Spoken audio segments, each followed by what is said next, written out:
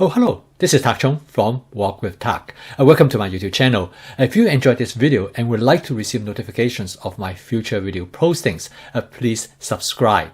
I apologize, I still have my sunglasses on because my pink eyes is still not quite fully recovered. Recently, I have adopted a new format for my video, and this new format is intended to have you cook with me in the kitchen. I would like to provide you as much detail as possible how I make each dish. I'm interested to hear your feedback on how could I improve my presentation. In this video, I'm going to have you cook an egg dish with me, which commonly known as the Fuyang egg. This dish is a very flexible template, and in this particular case, I'm going to cook it with shrimp, mushroom, and tomatoes. I will explain more about this dish, so let's go in the kitchen and start cooking. For this dish, I'm going to use shrimp that are peeled, deveined with the tail off. This shrimp comes in a 3-pound package, and I got it from Sam's Club, and it is really excellent quality and great prices. The technology for freezing shrimp could not be any better. All the shrimps are frozen individually by a method known as flash freezing. Consequently, you can remove as many shrimp that you want for dinner. I just put the shrimp in the sink under running cold water.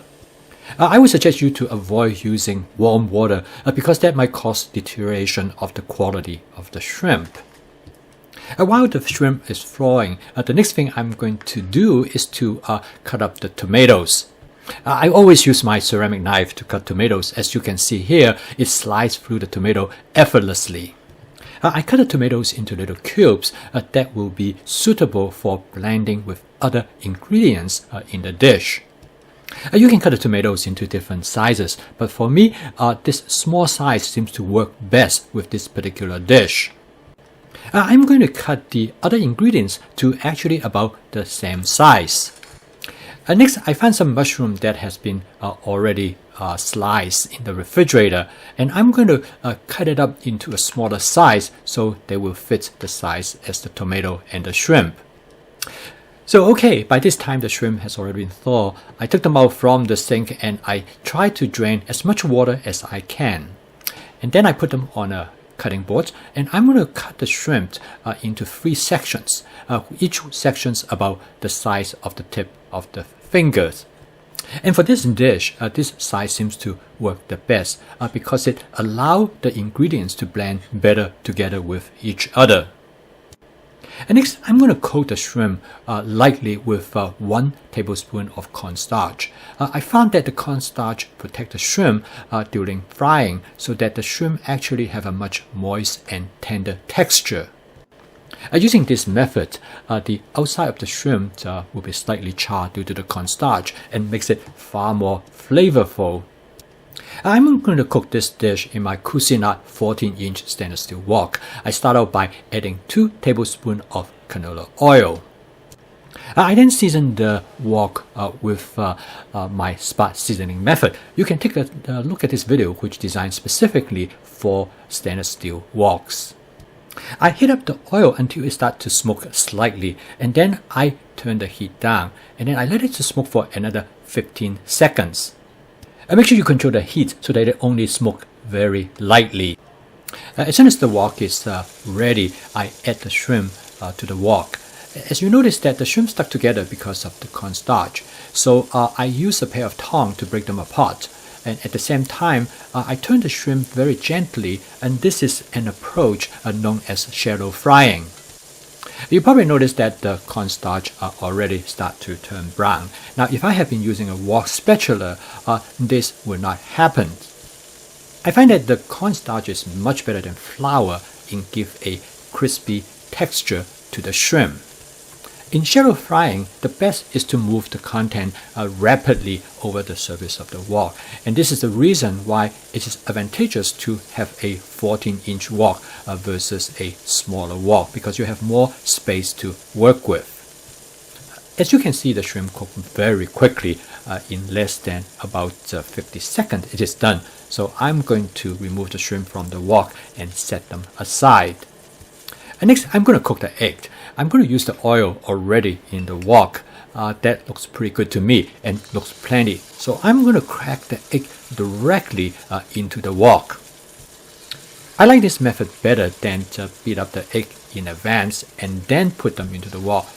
This will provide different textures of the egg and it makes the eating experience more interesting. As you can tell, the egg yolk and egg white is going to fry differently, so you have almost like a fried egg-like texture. And next, I'm going to add about 1 cup of chopped mushroom to the egg. As you can see that the wok is performing really well because the egg do not stick to the surface of the wok at all. I then add the tomatoes to the wok, and I use the wok spatula to break up the egg yolk and fold everything around the tomato and the mushroom.